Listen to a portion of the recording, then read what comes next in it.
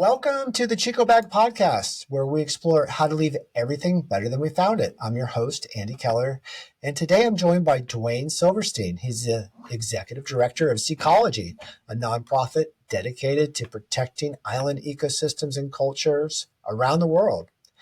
Seacology's unique model trades support for things like schools or clean energy for community-led conservation commitments. With over 1.5 million acres protected across 70 countries, they're proving that local partnerships can drive global impact. So let's dive into it. Welcome, Duane. Glad to be here. Thanks for inviting me, Andy. So you're focused solely on island ecosystems. So why are island ecosystems so important or so vulnerable? Well, they are the great repositories of global biodiversity. They account for 5% of the globe's landmass and are home to 40% of the critically endangered species. In history, way more than 50% of all plant and animal extinctions have taken place on islands. In fact, a biologist from the Smithsonian Institute has said that the extinction rate on islands is one of the swiftest and most profound biological catastrophes in the history of the Earth. Now, one or two anecdotes to illustrate that. Hawaii, of course, is the U.S.'s only island state. It accounts for 0.2% of our landmass and has been home to 72% of all the U.S. extinctions in our history. Another one that's even more staggering is there's a small island called Lord Howe Island in the Coral Sea off of Australia. And in history, it has had more species and subspecies of birds extinctions than all of Africa, Asia, and Europe combined. And why is this? There's a few reasons. Up until the 18th century, where Western explorers, visited the islands for the first time, islands were very isolated. But now with contact, a lot of things are happening, including introduction of species which predate on native birds and animals and islands, and things like global warming and, of course, acid rain and things like that. And also, it's just the geography itself. Asia may have thousands of colonies of a certain bird, but an island like Lord Howe Island is small and will only have one. So if it goes out of existence, that's it for the whole species. Yeah, so they're kind of predisposed. It's a fragile ecosystem because these islands are small, and then any kind of disruption sounds like it has devastating effects. So what are you helping to do about it? Well, what we do, as you said briefly in your introduction, we have a unique way of operating. We do these win-win projects where we trade with island villages. We'll ask them, what tangible thing do you need? And they'll often say a kindergarten, a freshwater delivery system, a community center, a solar energy system, something like that. We will provide that, and they can never, sadly, afford the funding for it. We'll provide the funding for it in exchange for them establishing a marine or terrestrial reserve in a rainforest, a mangrove forest, a coral reef, etc. So it's a complete win-win situation all around. So what's the motivation for them to keep that reserve in place? Because I imagine there's got to be some sort of economic driver that incentivizes them to do this, right? Besides the kindergarten or the freshwater plant, right? Right. Well, the kindergarten or the freshwater plant is the economic incentive to start with. But what keeps it in place? It's a good question. Two things. One is each project has a certain a length, and that is really what the market will bear. There's a few that we've done in perpetuity, some as short as 10 years, and they know, and we've done this over and over again, if they maintain their part of the bargain, we will renew it and provide something else they want, which they couldn't otherwise afford. Secondly, we have a network of 28 part-time field representatives around the world who, by and large, are from that island or that island region, speak the language, know the culture, and they're constantly monitoring the the situation and the projects at least twice a year. We've had very, very, very few cases, almost none that I could think of out of the 430 projects we've launched, where the islanders did not maintain their part of the bargain as far as the marine or forest reserve. It's interesting, that you have it, an ongoing things. It's only lasting, for example, 10 years, and you have to. So there is a relationship that you're building here. So tell me about, the relationships, because I imagine that there's probably people a little hesitant or scared to be working with outside people, or tell me about the dynamics of how that Sure. all works. The dynamics, it's built into our DNA, and it's the heart of everything we do. We treat local people fairly and respectfully, and that pays incredible dividends. At first, it is true the local people can't believe that we're really offering something, because they have been, in colloquial terms, ripped off by Westerners since the first contact. And once now it's an easier case to be made because we have 430 projects. But at the beginning, it's, oh, are you kidding me? Really? Okay, well, sounds too good to be true.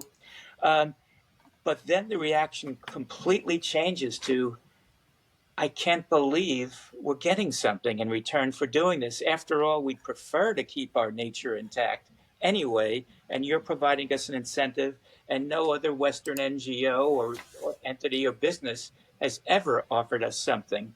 And more typically, with other NGOs or entities, they might say, boy, this coral reef you're thinking of saving here sounds good, but we need to study it to make sure it really is under threat. So we'll do a 15-year longitudinal study where our scientists who are making, I don't know, $70,000 a year will visit your village every year, which is probably more than the combined income of the village, and they're getting nothing.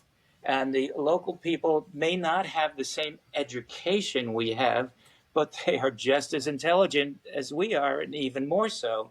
And so they just love to see that they're getting this benefit, so directly. And usually, when a project opens, somebody on the Seacology team, along with those of interest, possible and current donors, etc., goes to visit the opening of the project. And we do even little things like there pay off great dividends. It's for example, if we go to a project opening in Fiji, they'll have baked food for a day and they'll put on dances and all this.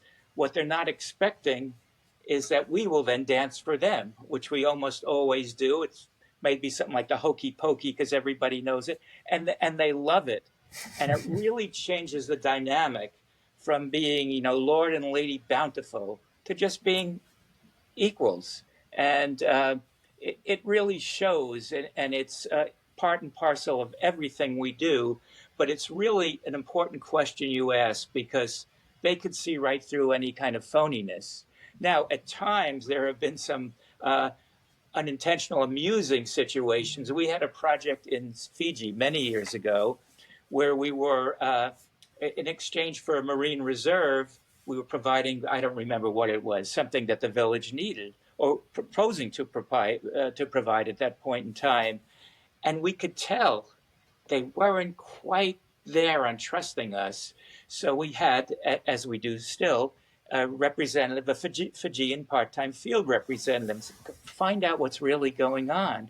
And we were there with some donors, and when we weren't negotiating with them or breaking bread with them, a few of us were scuba diving. And so that was the problem. They couldn't imagine that anybody would be so stupid as to have this equipment so you could swim within a foot or two of fish and not take the fish to eat. So they thought we were lying to them. And that's a completely rational thought. It makes sense from their eyes. So we explained the situation and had the deal, and everything was copacetic, from there on afterwards. I I love these stories because you're shaking up, hundreds of years of kind of the way the dynamics been, between, Western Well, people and these, and native island cultures. well, if I can give you, I have so many stories. I'll just give you one more right for No, now. no, tell me more. Yeah, I'd love to hear So more. this was in a project in the mountains in Fiji, where we provided and we provide what they ask for. As long as it's not bad for the environment, we'll do what they ask for because they know what they want better than us in an office in the US would know what they want, which sounds obvious, but that's not the MO of a lot of other places. Anyway, so what they wanted was a freshwater delivery system, which uh, provides a manner so that the women, and it's always the women of the village, don't have to spend an hour walking to the freshwater stream and then a bucket on their head, walk back every day. Now they don't have to do that. We thought that was the major thing they were excited with, but they'd also asked for their first for ever uh, environmentally correct, in this case, toilets. And we didn't think much of it, but think about if you live without toilets, wouldn't you want one? So Mm-hmm. we go there, and as I said, big ceremony with singing and dancing and all that kind of thing. And after we had the meal, they take us on a tour, not of the freshwater delivery system, but of the toilets. And they had them all garlanded and laid type of things and all that. And the whole village was sitting maybe 10 feet from me. And the chief hands me scissors, me and a board member, scissors to cut the ribbon for the toilet, and then says, "We'd like you to have the honor to inaugurate it." And you can't insult them or whatever. So I took one for the team, did my business, and when I flushed, oh, there was this grand applause from the entire village. Just things you wouldn't expect at all, Oh, that is hilarious. and true. I'm blushing even telling the story now, but Oh my gosh. Um, so tell me another story. okay, there are so many of those. But well, here's a story that illustrates two separate things. We have a project in the Raja Ampat area of Indonesia, which is very off the beaten track. It happens to be the center of marine biodiversity around the world and has great diving, et cetera, and snorkeling. And this was one of the first times that we actually did a deal with 9 villages at one time. And that was because there's a village called Maya Libet Bay, which is 123,000 acres. And we made this deal with all 9 villages that we'll give each of them what they want, and in every village it was something different in exchange for stopping non-sustainable fishing in the entire bay. So it was just fantastic for us. So one thing we couldn't understand was what they wanted was to pave the walking paths in the village, and there's no cars there or anything like that. And of course we said yes, but we couldn't understand why. I mean, okay, it's annoying to walk in mud and whatever. And when we got there, um, they told us, we said, well, why did you want this? And they said, well, when you walk during rainy season, your feet, of course, leave an impression in the mud, and that's where the mosquitoes breed. So it was a mosquito Oh, prevention program that we wouldn't in a million years have thought of. And then during the ceremony, they said something very meaningful to us, and that was, once in a while we get something from the government, but it's never what we ask for. This is about the first time in our history that we actually got something we wanted, and you gave it to us. So that's just another little anecdote there. so you're giving these, you're giving them exactly what they want. You're getting conservation in return. What are the kind of ancillary benefits that are happening out of this? So, this it seems like a very kind of balanced thing, yet it seems like there's a lot more happening. What else is happening as a Yeah. result of these Well, deals? there are lots, and you can answer that. One could answer that question in terms of the village or in terms of the world or whatever. but both benefit in many ways. Um, Often, not always, not a requirement clearly, but it's often the women of the village who manage the projects, something we love to see because and those of us who work on islands or whatever kind of know that if you want a project done on islands, have the women of the island village do it. And I've had many women tell me, why are you just limiting that to islands? But that's another story, and they're probably right. But this also, our projects generally really empower the women more. Okay, they're the ones who brought us this freshwater delivery system, or this, that, or the other. Other ancillary benefits are many times a village will request solar energy for lighting. Well, for two reasons: one, lighting, and second, for storing medicine and food. So the medicine and food very obviously also helps with their health. And the lighting, and again, we wouldn't have thought of this uh, ourselves, but the lighting allows the kids to do homework at night. And before that, they had a candle or two, maybe a night, and that's all they can do. And for for the global situation, the word spreads throughout the island and all that.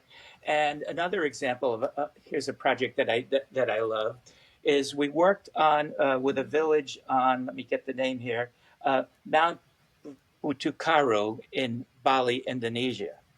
And they wanted a gamelan set, that's their music, and a community center. Villages often don't have a place that the community can meet other than one or two churches, and that's not neutral ground. So that's a popular request. And we realized that we were doing it. There were only, I don't remember the exact number, let's call it 4 villages, 4 roads to get up to the mountain. And what did they do? In exchange, they said, okay, the part that we have control over, no more logging. And also, we won't allow logging trucks to pass through our village. And remember, that's the only way you can get there, through 4 roads. Well, what happened was the other villages heard about this deal and they wanted in too. So what we ended up doing is preventing logging on the top X% of this mountain just by doing 3 or 4 small projects. So that was an extra benefit. Now here's a benefit that you all can judge: is this a good unintended consequence or not? Because there's often unintended consequences, and we try to think of them. But in an island in the north of Indonesia, uh, they uh, they badly needed a kind of a floating dock because when it was low tide, the fisher people or anybody else who wanted to leave the island had to step on the coral, which is terrible for the coral and not so good for their feet either. So what they wanted in exchange for establishing a marine no-take reserve was that we build, a long floating dock, etc. Now, like a lot of villages in Indonesia, very crowded village. There's just no privacy or whatever. So the unintended consequence is that dock area became Lover's Lane for that village. That's where the teenagers would go to make out. And we still can't figure out, is that a good or a bad unintended consequence? I don't know. So, when you're setting aside land, for conservation, I know, a lot of people don't intentionally hurt the land or the ocean. They're trying to fish for their family or cut wood to Right. keep themselves warm or, make a living. How do you deal with those aspects in like a local economy where you're cutting off someone's food supply or wood Just, supply from them? Like, how do you yeah. manage that? First of all, we never completely cut off the supply. And an example of that took place in Samoa. There was a village on an island, huge bay, and they approached us and said they knew about a project we did elsewhere on the island. We need a library. Would you provide it? And in return, we won't fish in this bay. And I'm talking gigantic bay. And we knew that was an insincere offer because of the reason you said. How could they eat if they did that? So we politely uh, said no to that. But uh, so, if it's a forest reserve, for example, one exception always is people can use indigenous methods if they need to cut down a tree to make a canoe or something like that. They just can't come in with chainsaws and earth moving equipment. So uh, so in fact, we're trying to prove the opposite, that you could do something for the environment and improve the quality of life, rather than the false dichotomy of oh, it's either the economy or the environment. It can't be both. And as you know from ChicoBags, that's just not true. Yeah.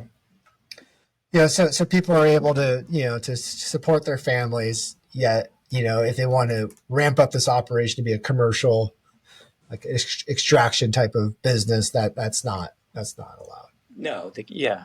exactly. Well, I mean, what you're doing, I think, is unique. I think it's inspirational. If people want to support what you're doing or learn more about what you're doing, maybe replicate what you're doing, like how can they learn more about what your organization? Well, short but sweet, the answer is visit our website at seacology.org. That's SEACOLOGY. And if they want to help in any way, the two ways that come to mind, and sorry to be so frank, are one, to make a donation. And they could do that online. And secondly, we offer generally several trips a year for interested, donors or potential donors. The ones in planning now for next year, we just finished one or two, and we're going to Fiji next week. Uh, there are going to be two kayaking trips, one in the Dominican Republic and one likely in Baja California. And as one would guess, those are not as costly as some of the other trips we do. We do several dive trips a year. We'll probably be going to Greece, where we're starting a nationwide project to protect seagrass. We'll probably be doing that. So check periodically on our website, sign up for our newsletter, and find out about our trips, and then come on one. And people love the trips. I mean, the rate of repeat participants is through the roof. I mean, everybody loves those trips.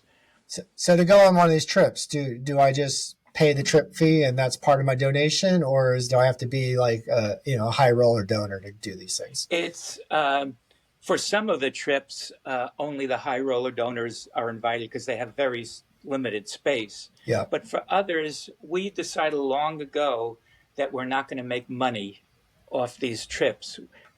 Yet they've been so important for us because people, okay, hopefully the listeners, watchers are hearing me and getting excited about Seacology. It's nothing like they will feel once they are at these local villages and seeing a project opening and everybody's crying and dancing and all that kind of thing. So they're friend making rather than fundraising trips generally. But again, to be honest, there's a certain percentage, very small spaces available. Often that's a scuba trip, just because by definition there's not going to be a lot of space.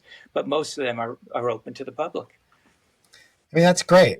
People protect the things they love, and what not a Exactly. better way to see the world, go on a vacation, support a good cause, Exactly. And get Yeah. involved in the solutions that are changing the world. So thank you so much for the work you're doing and inspiring us Great. to join And you.